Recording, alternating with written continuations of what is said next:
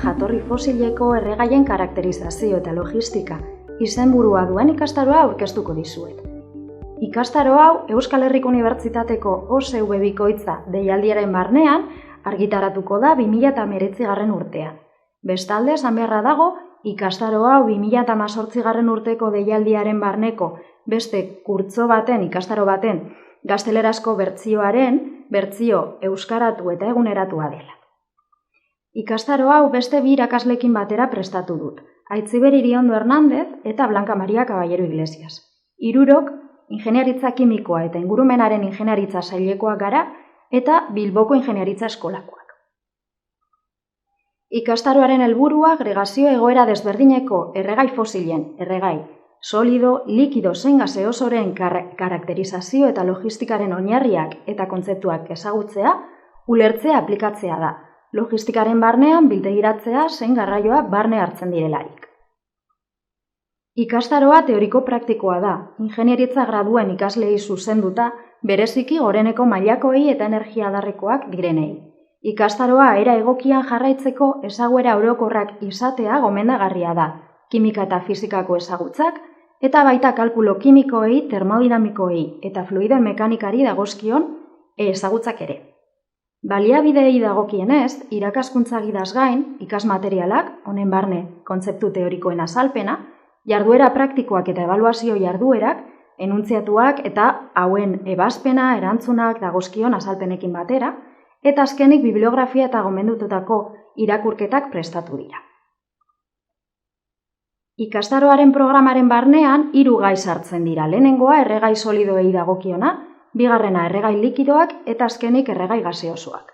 Kronogramari dagokionez, 5 eta 7 ordu terdi astean eskainizkero, 45 orduko iraupen osoa izango luke.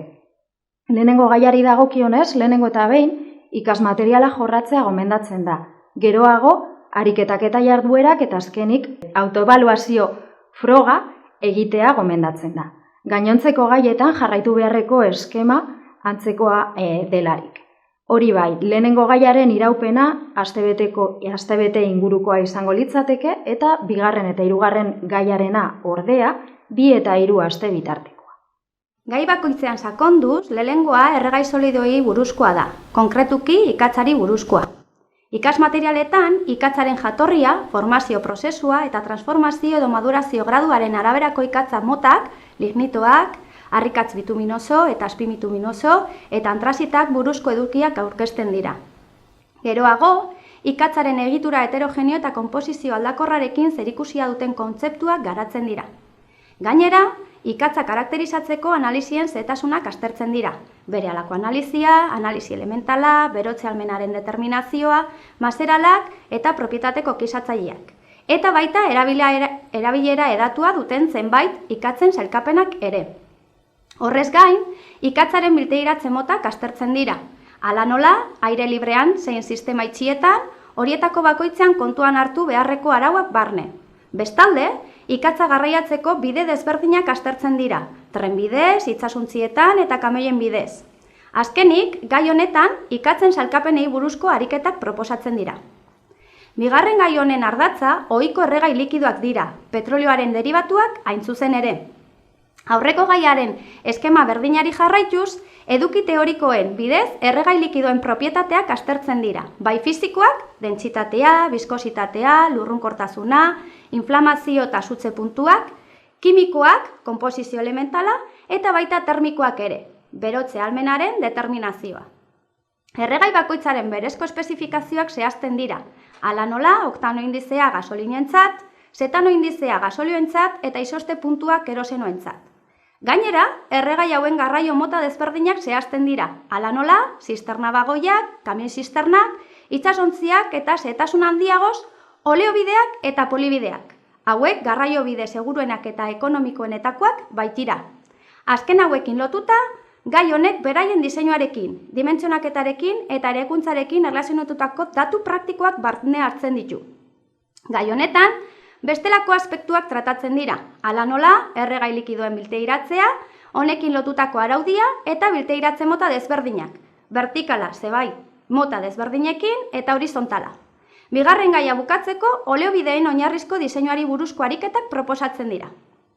Hirugarren gaiaren ardatza erregai gaseosoak dira, hala nola, gas naturala eta petrolio gas likidotuak. Aurreko gaien eskemari jarraituz, lehenik eta behin erregai gaseosoen karakterizazioa aztertzen da. Karakterizazio honetan zenbait propietate hartzen dira kontuan, bai ezaugarri orokorrak, presio, intz puntua, konprimagarritasuna, konposizioa, eta baita errekuntzarekin zerikusia duten propietateak ere. Sukoitasuna, garraren edapena, trukagarritasuna. Karakterizazioaren ostean, erregai hauentzako garraio motak zehazten dira. Hala nola, kamioi zisternak, gas itsasontziak eta gasbideak, azken hauentzako dimentsionaketa garatuz. Gai honetan ere, erregai hauen biltegi motak azaltzen dira. Euste totaleko tankeak eta hauek jasaten dituzten arazoak nabarmenduz. Lurpeko biltegiratzea ere deskribatzen da, bere erabilera biltegiratze estrategiko bezala oso garrantzitsua delako. Gaiaren azken zatia birgasifikazio instalazioei buruzkoa da. Instalazio hauek gas natural likidotuaren biltegiratzeaz, egoera likidoan, arduratzen dira ondoren gas egoerara pasatzeko eta azken egoera honetan gasaren bidez merkatura hornitzeko. Eduki teorikoaren osagarri moduan, erregai gaseosoen sukoitasuna eta trukagarritasunari buruzko buruketak proposatzen dira. Eskerrik asko zeuen arretagatik. Dudaren edo kontsultaren bat baldin bakazue, hona hemen OCV bikoitza kurtso hau prestatu dituzten irakasleen kontaktu datuak. Berriro ere, eskerrik asko.